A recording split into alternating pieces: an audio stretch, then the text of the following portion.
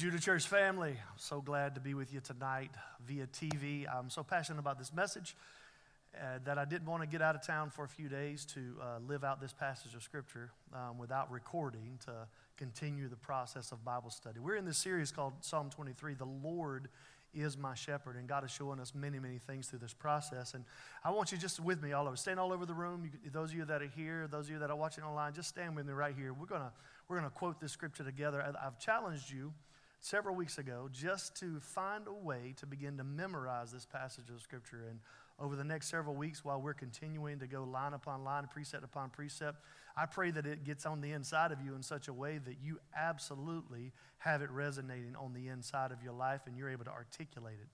David said that I've hidden your word in my heart that I might not be able to sin against you. And so that's what this passage is about for me on a very, very deep level. Come on with me. I want you to quote it with me. Psalm 23. You ready? The Lord is my shepherd, and I shall not want. He maketh me to lie down in green pastures. He leads me beside the still waters, and he restores my soul. He leads me in paths of righteousness for his name's sake. Yea, though I walk through the valley of the shadow of death, I will fear no evil, for you are with me. Your rod and your staff, they comfort me. You prepare a table before me in the presence of my enemies. You anoint my head with oil. My cup runneth over. Here it is. Surely goodness and mercy are following me all the days of my life, and I will dwell in the house of the Lord forever. How many are thankful today that we get to be a part of the flock of God? Come on, just give him a praise right where you are. We're so thankful for how great he is and that he is our shepherd. I just want to remind you by way of introduction that the Lord is my shepherd. It is about the relationship that I have with him. And in light of that relationship, number one, last week, I shall not want. I don't have to live in a place of lack. I don't have to live in a place of need. I don't have to live in a place of more and more and more. No, he has put me in a position because of the relationship that I have with him that he will supply all of my needs according to his riches and glory by Christ Jesus. Tonight, we want to go to verse number 2. Right there in Psalm 23, verse 2, it says, in light of the fact that the Lord is my shepherd, I shall not want. Relationship and supply. Here's the second verse, that he will make me to lie down in green pastures. And tonight, I want to speak to you. I want us to go on a Bible study journey on the power of this relationship that will put me in such a place that he will make me to lie down in green pastures. And listen, the power of this relationship brings incredible benefits. And one of the benefits is that he will make me to lie down in green pastures. I remind you that the psalmist said to bless the Lord, O my soul, and all that is within me, bless his holy name. Bless the Lord, O my soul, and forget not all of his benefits. And one of the benefits that being in relationship with the shepherd is that he will put you in a place and a position for you to be at rest, to be able to lie down and to rest in the fact that he's the one leading and guiding. Listen, I believe that this is one of the next major issues that we have in our culture today. In our world today, I believe that this is one of the major issues that we have of how fatigued everybody is. It's amazing to me. I'm surrounded by a lot of teenagers and 18-year-olds and 19-year-olds and 20-year-olds and 24-year-olds.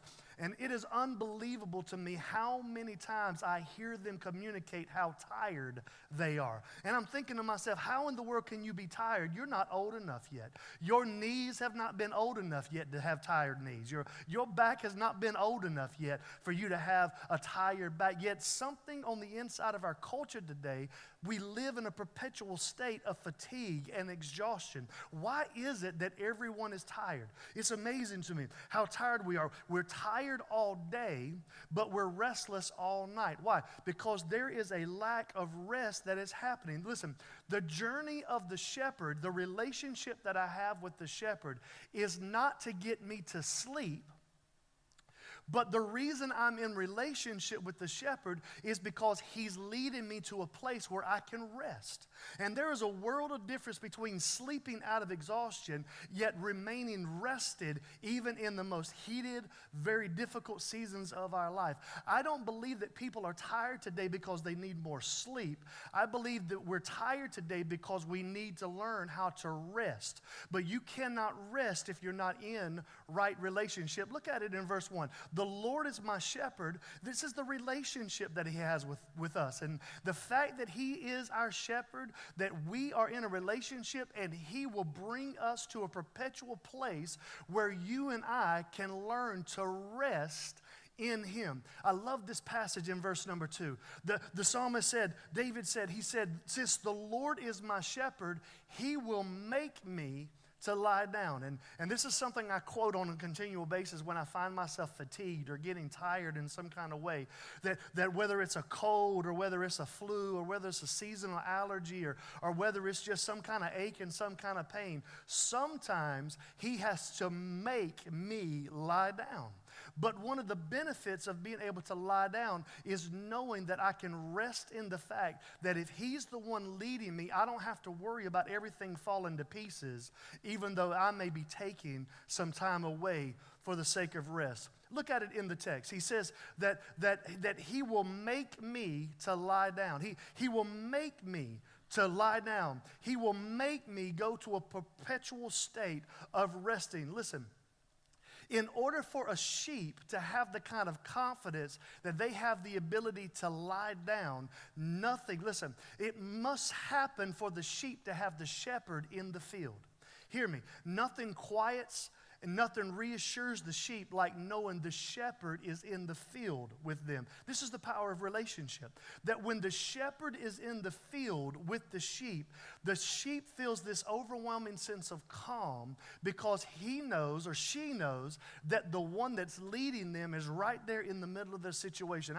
I don't know if you've ever gone through seasons in your life where you wondered if God was around. You got to rewind back to relationship and know that as long as the Lord is in this sickness, as long as the Lord is in the hospital with me, as long as the Lord is in the unemployment line with me, as long as the Lord is in the car with my teenage children, I can rest and be at peace knowing that I'm not sitting in this field by myself, I'm not sitting in this hospital by myself, I'm not sitting in this nonsense by myself. No, the Lord is in the field with me. Why? Because the presence of their master, the presence of their owner, the presence of their protector puts them at ease like nothing else can do. And what I love about this as it relates to sheep is it doesn't matter if it's daytime or if it doesn't matter if it's nighttime, as long as the shepherd is in the field, whether it's a hot day or whether it's a very dark night, as long as they know the shepherd is in the field, everything's going to be all right. They know that they can lie down and be at peace as long as they recognize the relationship that they have with the shepherd who is right there in the field with them. And I'm here today to remind somebody who's going through some very difficult seasons, some very difficult times. I'm here today to talk to somebody today that is going through a season where you feel like you're isolated and you're alone. Listen, as long as I've got King Jesus, I don't need nobody else. As long as the Lord is in the field with me, as long as the Lord is in the room with me, as long as the Lord is in the situation with me, I can live in a perpetual state of rest and be at ease. And it doesn't matter if it's the day and it doesn't matter if it's the night, as long as I am convinced that the Lord is in the situation with me, I can lie down. A sheep has a very difficult time lying down, and it's amazing how hard it is to actually get a sheep to lie down. And there it is, you see this picture right there. It's almost impossible for a sheep to lie down. As a matter of fact, the shepherds will tell you that there are 4 conditions that must be met in order for that sheep to feel the peace. You can drag that sheep to the ground, you can flip it over, you can do what you want to, but a sheep will not stay lying down unless these 4 conditions are met for their life. Number 1, that sheep must be free from fear. A sheep that is afraid will never lie down. A sheep that is scared will never lie down. A sheep that is in anxiety will never lie down. In order for a sheep to lie down, number one, they must not be afraid. They cannot be in a situation where they're fearful. Number two, not only must they be free from fear, but they must also be free from friction with other sheep in the flock.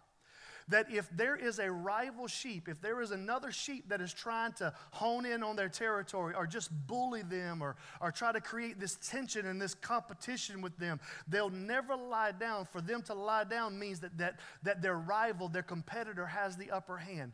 It's only when a sheep is free from fear and free from the friction of other sheep that it feels the freedom to be able to lie down. Number three, they must be free from the torment of flies and pests. And we're going to deal with this when we get to anoint my head with oil, so I'm not really going to mess with that today. And then number four, it must be free from hunger. That's why he prepares a table before us in the presence of our enemies. A sheep will not lie down if it's afraid. A sheep will not lie down if it has conflict with other sheep. A sheep will not lie down if it's being tormented by flies and pests. And a sheep will not lie down if it's continually hungry and it's not being fed.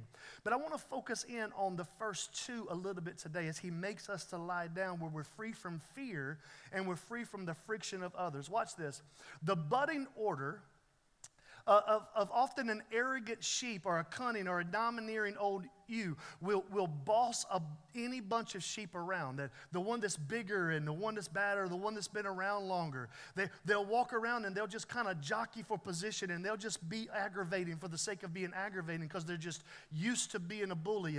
And listen, it's because of this rivalry and it's because of this tension and this competition for status and self-assertion that there is friction on the inside of the flock. Watch this.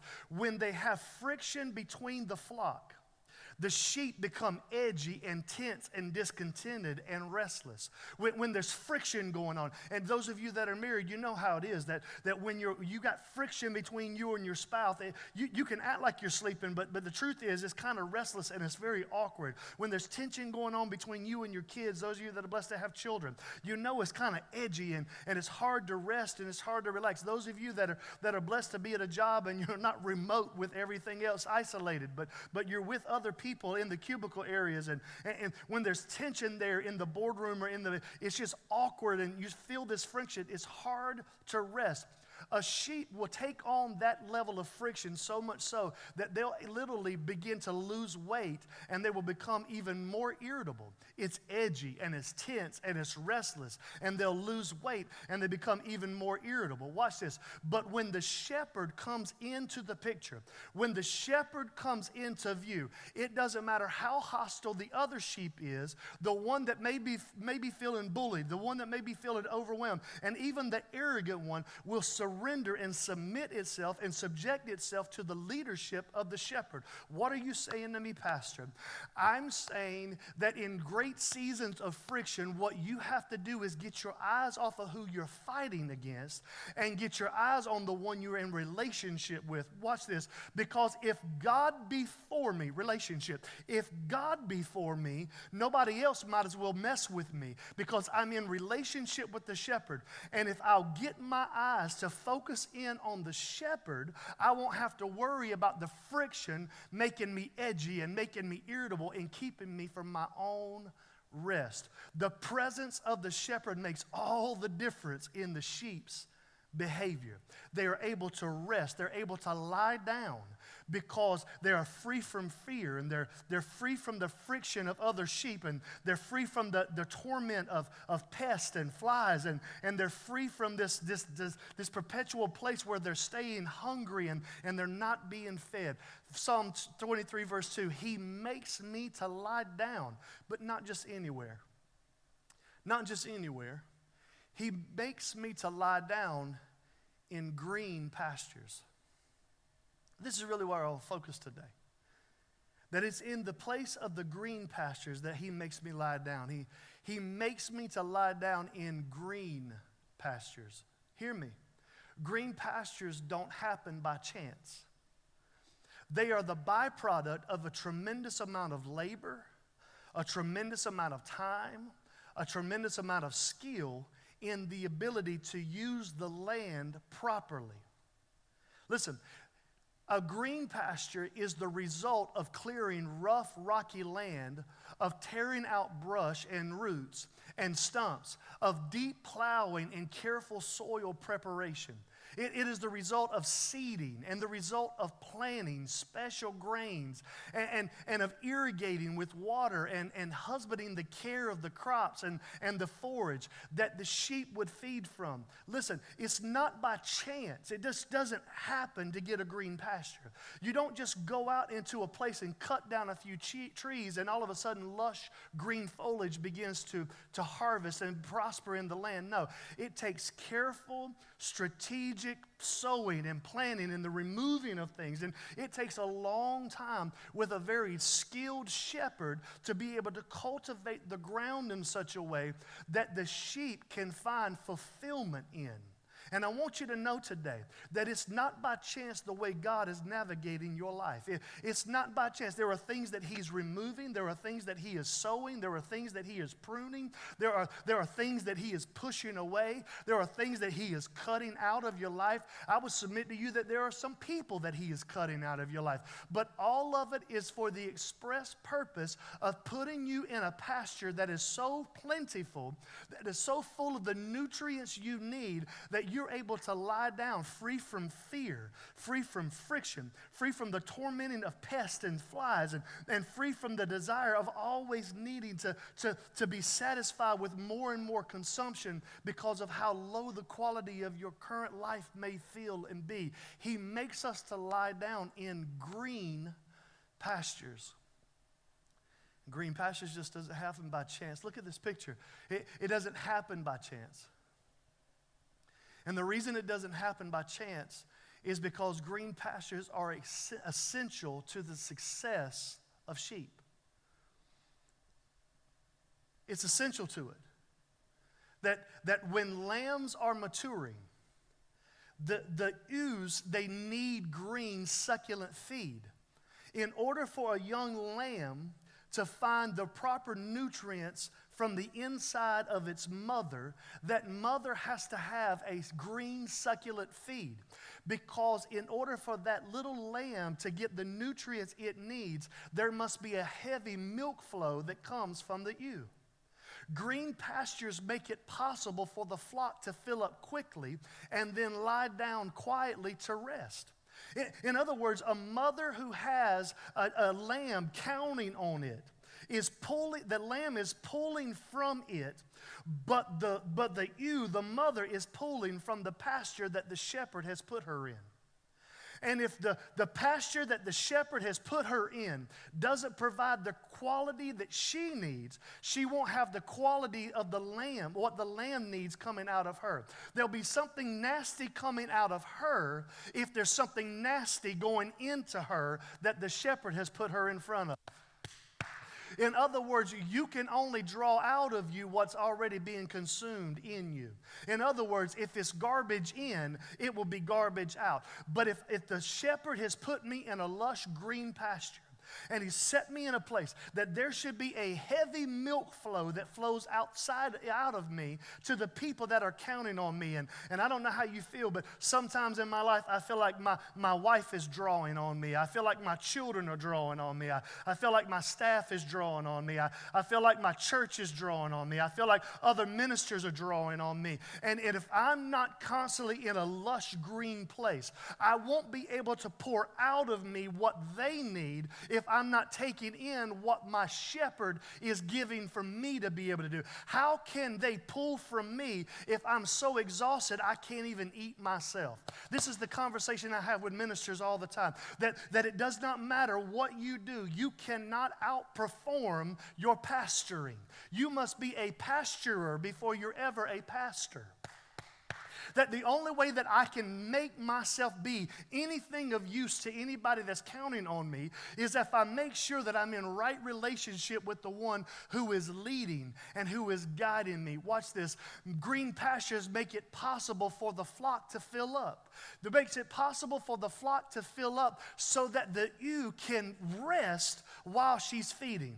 And one of the things I've seen in ministry over and over again is how exhausted pastors and their wives and their first ladies look. They're always tired. They're always giving out. They look like dried up people that have nothing, no milk left to give out of their life. What is the problem? Is the problem the pasture, or is the problem the shepherd? The answer to that is neither one of those, as long as the relationship remains the relationship. I don't know who I'm talking to today, but I know I'm talking to somebody, that I got to make sure that I'm in a relationship with the shepherd who's going to put me in the place that I can be fed so I can give it out to everybody else.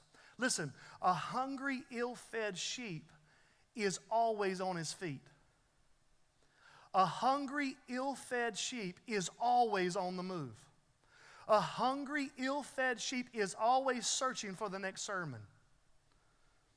A hungry, ill-fed sheep is always searching for another mouthful of forage to try to satisfy this gnawing hunger. But hear me, that kind of sheep will never thrive long term. Somebody asked me, so many years now in ministry, have I ever burned out? And I can say, knock on wood, that thanks be unto God, I've never gone through burnout. Have I ever been tired? You better believe it. Have I ever been exhausted? Absolutely. Have I ever wanted to kill? No, sorry. Have I ever wanted to stab my production? Have I ever wanted to cut somebody? Absolutely. We've all been through seasons of tiredness. But I can say to God be the glory that I have never, up until this point, have never gone through full-fledged burnout. Why? Because I constantly try to make myself remain focused. The moment I feel fatigued, or the moment I feel like I've got to run here to do this or run here to do that, I realize that I'm trying to be the shepherd of my life versus the sheep to my shepherd. And it's a reminder to me to get my relationship back to the place of where God originally intended it to be. If I'm constantly running, trying to get the next sermon, trying to get the next growth strategy, trying to get the next thing, and I'm forfeiting my relationship with the shepherd, what I'm really doing is forfeiting my peace and my personal joy. And I find myself trying to perform versus just be with him. This gnawing hunger of ill-fed sheep that are forever on their feet. Have you ever met somebody who's so busy? They're just busy doing everything. They're always busy. They're just busy. As a matter of fact, there's a place in Scripture that has really been a challenge for me is that God equates busy with being disobedient. And it's borderline sinful that here, oh, Pastor, I know how busy you are. Oh, I know how busy you are. Listen, I can't be busy unless I'm busy about my Father's business. And part of my Father's business is to keep me from being busy. For his yoke is easy and his burden is light. And listen, this picture of this ill-fed, malnourished sheep that is always on the move, that is always on the feet, is the picture portrayed of the promised land journey that the children of Israel went on. Here they are wandering in the wilderness for 40 days. They're always on their feet. They're always going. They're always moving. They're waiting for manna to fall and cloud by day and the fire by night. And they're going all this stuff. And then the promise of this place, the promised land. Look at what he says. It's a land that's flowing with milk and honey. That doesn't mean there's a river of milk flowing through the land. It means that there's such lush green pastures happening in that place of promise that the milk flow of the sheep and all of the cattle and the different animals of the day, that the milk flow was pristine. There was nothing hindering what was being consumed by the mother animal, given to the young animals, and it became a land that was flowing with milk. There was no stoppage. There was no breakdown. There was no drying up. It was a land in season that was full of productive and production by the animals of that day, that was exciting enough for the people of God to leave bondage and captivity and wander for 40 years because they wanted to find a place that had a green pasture that allowed the milk to flow out of the ones that were consuming from the grass. Listen, as we're getting ready to close, I think this is so pivotal for us today.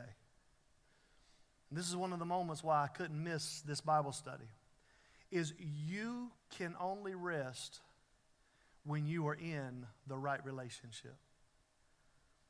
Hear me, this goes on so many levels. This goes into so many realms of deep relationships. You can only be at rest when you are in the right relationship. It doesn't matter what you do. It doesn't matter what you say. It doesn't matter how much you perform. And it doesn't matter the lip service they give. You can only rest when you are in the right relationship. When you can't rest and you feel like you're maybe not in the right relationship, there's a breakdown of trust, and it conjures up insecurity. It conjures up jealousy. It conjures up, listen, you have to rest when you are in the right relationship. But I want you to hear me today. The right relationship is not as it relates to my picking the right wife, or the parents picking the right children, or the children acting correctly. No. My wife is not my shepherd. My children are not my shepherd. Their father is not their shepherd. No. When I'm in the right relationship, I have to trust my marriage with the one leading me. I have to trust my father, my child rearing, by the one who's leading me. When I'm in the right relationship, I can be at rest. I've said this before. One of the most terrifying times of my life is every morning when I would hear my 16-year-old son, and in just a few months, my 16-year-old daughter, driving off in the morning, heading off to school. Because I know how busy the traffic is as they turn left out of my neighborhood. And it's one of the haunting moments, but I have to remember that the Lord is the one who birthed them and gave them to us. He's the one that created identity over them, and I have to leave them in the hands of their shepherd, and I can rest in knowing they're going to be okay because He's the one leading and guiding. And when you're in the right relationship, you can be at rest. Watch this. We find this picture of rest in Genesis chapter 2 for the very first time. And it says in verse number 2 that by the seventh day, God finished the work He had been doing. So on the seventh day, God rested from all of His work, and then blessed the seventh day and made it holy, because on it He rested from all the work of creating that He had done. Listen, there is a rest that even God instituted from the very beginning in the book of Genesis. We know it in Exodus chapter 20 as the Sabbath. He says in Exodus 20 verse number 8, to remember the Sabbath day by keeping it holy.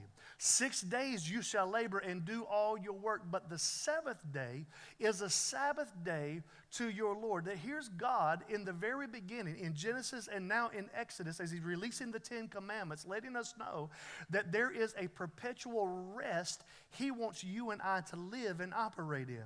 Now you have to remember that everything that happens in the Old Testament is a type, it is a shadow, it is the shadow of what's really going on. And we find out what Sabbath resting really looks like in the New Testament. Matthew chapter 12 verse 8. Watch this. For the Son of Man is the Lord of the Sabbath. Listen, Jesus is the Sabbath rest you and I get to enter into.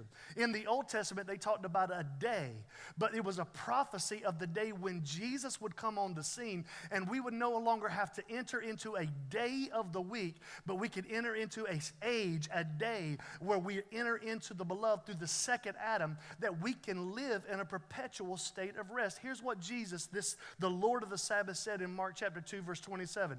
Then He said to them, the Sabbath was made for man, and not man for the Sabbath. You need to understand today that the reason why God brought you into Him is so that He could bring you into rest. The point is not to make it religious, that this is a benefit to you, not a religious duty of yours. And I know there are different denominational perspectives and persuasions that we can only worship on Saturday. We can't do anything on Sunday. Even over in Israel, they shut everything down from sundown to sundown, and I get all of that and I understand it, but you must understand that you don't have to get a Sabbath rest one day a week. You can come into rest every moment of your life as long as you're in the right relationship. Well, Pastor, I don't know that I agree with that. Well, great. Matthew chapter 11 verse 28, come to me, relationship, all of you who are weary and burdened, and I will give you rest. That when we come to Jesus, we don't have to go to a day of rest.